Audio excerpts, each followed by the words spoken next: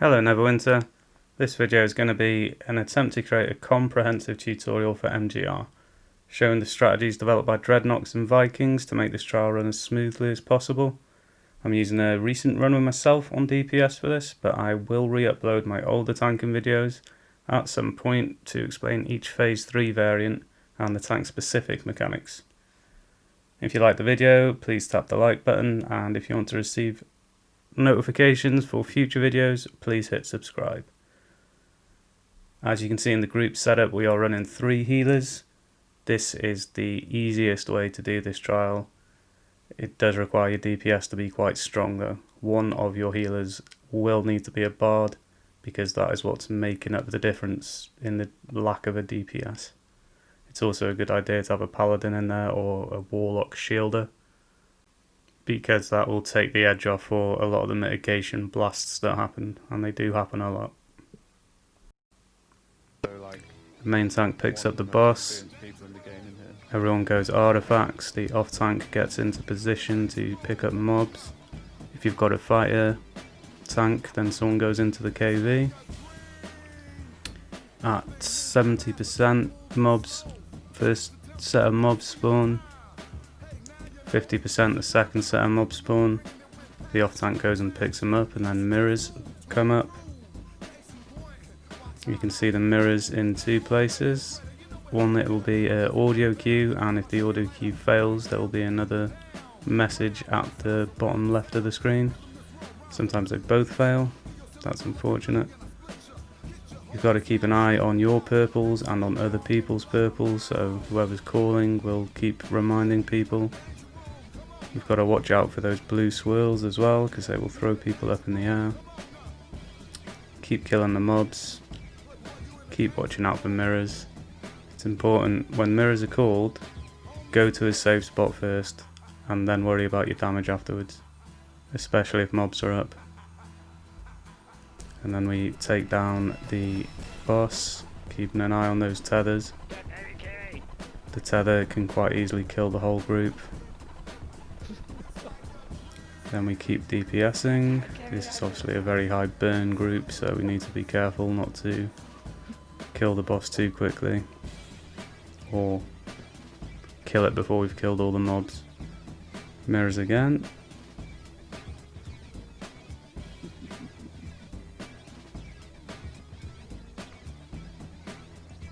If you're wondering why I'm not throwing a wizard daily, there it is. Timing those is quite important. If you throw it too early, then you're just going to get all the aggro from the mobs, and the off tank won't be able to gather them back up. Occasionally the boss will turn and throw an axe at someone. If that happens whilst they've got the red beam on them as well, it is difficult but not impossible to keep them alive. Notice everyone's positioning. People are positioning a good distance from each other, just in case a purple goes off. It's a very British thing that if someone cleanses the purple will go off. If someone dies, the purple will go off. You can set off a chain reaction. Once the Minotaur is killed, Gzemnid will spawn. Don't hit him too hard until the tank's established aggro. You wait for the purples to go off if it's too close. Otherwise you go arties. It's going to be an obliteration wave first. Obliteration wave is followed by mirrors, which will either be in a grid pattern or it'll be a corner. It's a corner this time. Once the mirrors go off, you need to position for mitigation. This will be where the off tank, whoever doesn't have current aggro, comes around and throws a phalanx or whatever one of the alternatives is. Mitigation artifacts are thrown, mitigation mounts are thrown. After that, he's gonna pop up his trinkets, and that's gonna be followed by a hypo. At this point, if you're doing high DPS, you need to be careful because he will phase.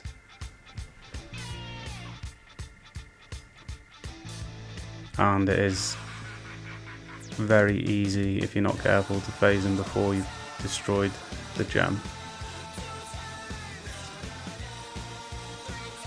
If you're lucky, a green will pop up. Green is very irrelevant.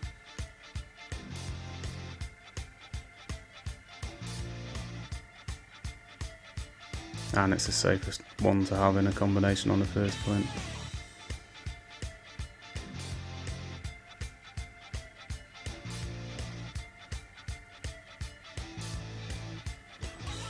Side note, when you're phasing, you need to make sure that anybody with purples is separated and the tethers aren't too close, because the mechanic will carry through.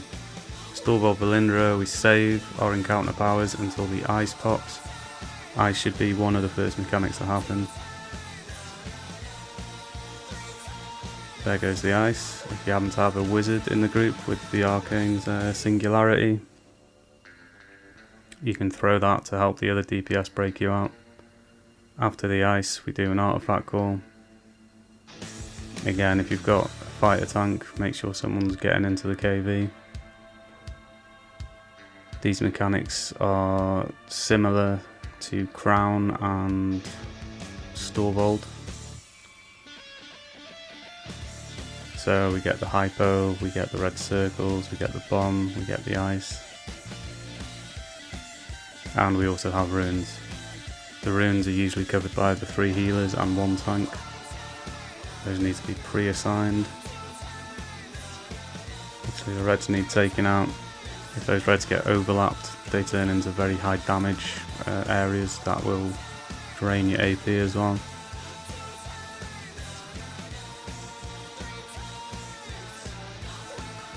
There's also the tank sharing mechanic. And ice. That happens during the ice. Sometimes these mechanics are going to get out of sync. You'll get a hypo with ice going on, or ice with reds. It can get a bit chaotic. Careful with those reds, guys.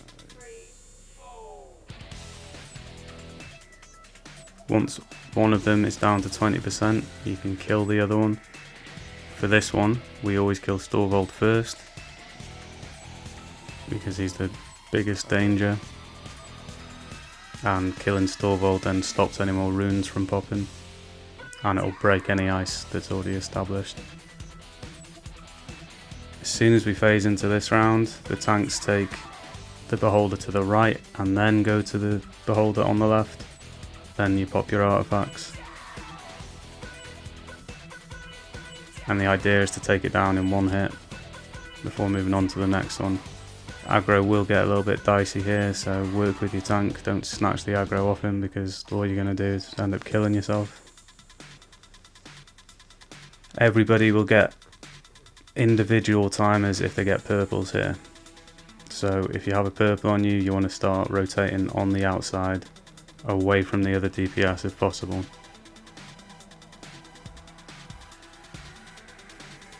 As we phase into this round, the DPS will position themselves so that the door is behind them. The tanks will position themselves so that the top wall is behind them. It will start off with a hand slam, assuming that mechanics aren't carried through. You get about 2 seconds, then you need to dodge, and that will dodge the damage from that. We will then go artifacts at this point, and there will be a double obliteration wave coming.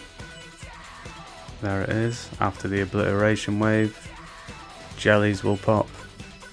At this point, we move to a pre-designated spot, which we determined would be on the left by this pillar. All the DPS go over there. They wait for the hypo, and this is out of the general path of most of the jellies, so you don't accidentally get caught in them. At this point, you might want to chip the jellies a bit. This will help you during the next phase with the mitigation. Firemen and jumping jellies. People with the fireman on have to go and jump in the jelly, or they'll get just killed instantly by this blast. Everybody else stays next to the beholder and mitigation is popped. Those jellies need breaking quickly because he's going to follow it up with a hand slam. And if someone dies in the jelly, they die permanently. There's the hand slam. After the hand slam, we would usually go artifacts. Everything can get a bit crazily out of sequence if the yellow gem happens to pop up in phase 2 and it's left up. At this point, trinkets pop up again. We start positioning by the pillar. It's because this will, depending on the mirror configuration, there are 2 spots that will be safe here. Either directly on the pillar, as now, or there is a position just where the other gem is there that is usually safe as well. You have to be very careful here. If a purple is up, with this double obliteration wave, you want everybody to be on one side rather than the other and not in the middle. Otherwise they'll get a double blast. Now there will be a corner mitigation mirrors sequence. So everybody get safe, mitigation go.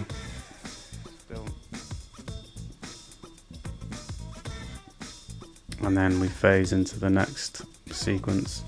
If your damage is a bit lower, you may have to go through more mechanics. So basically a repeat of phase 4, but with slightly tougher beholders and a bit more mechanics going on. Same idea though, you pop your arties on the first one, rotate around, and try to stay alive. The different gems make a big difference as well, so if we had red up here, a lot of people would be dying a lot more.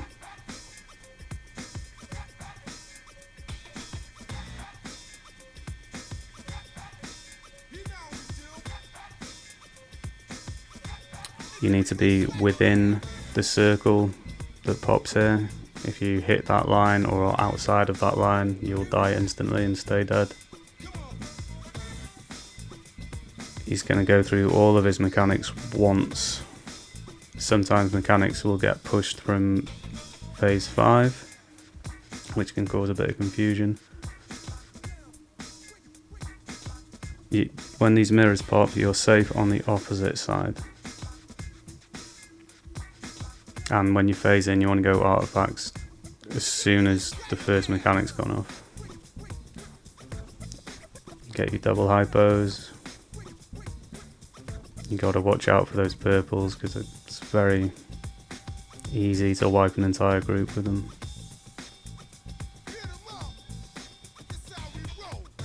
And just like that.